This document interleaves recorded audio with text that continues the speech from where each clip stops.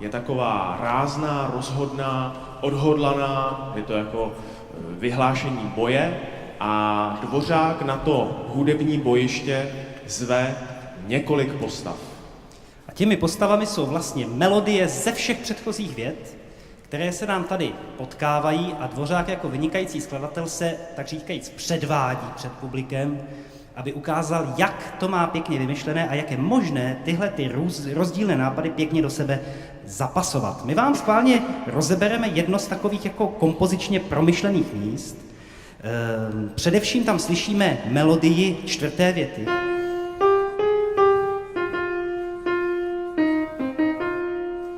Trošičku rychlejší, pozměněnější a svěřené violám.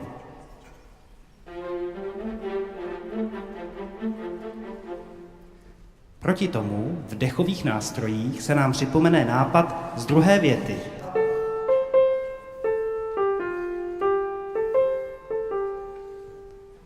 A zase bude lehonce poupravený.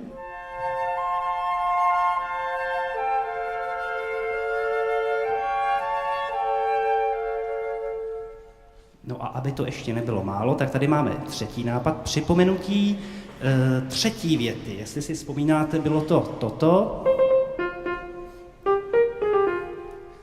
Tentokrát svěřené smyčcům. Raz, dva, tři. A teď si schválně poslechněte, jak tyto tři nápady dokážou zapadnout jeden do druhého. Je to vlastně taková kompoziční skládačka.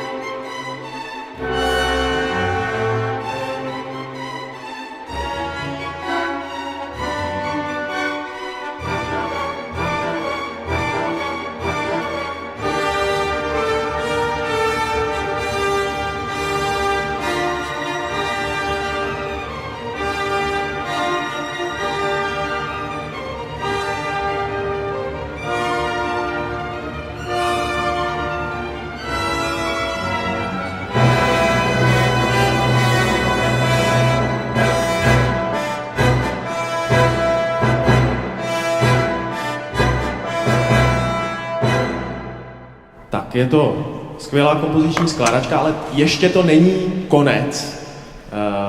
A je otázka, jestli konec přinese konečně nějaké jednoznačné řešení toho konfliktu a napětí, který v té symfonii je. Pojďme si ten úplný konec posledních pár taktů poslechnout.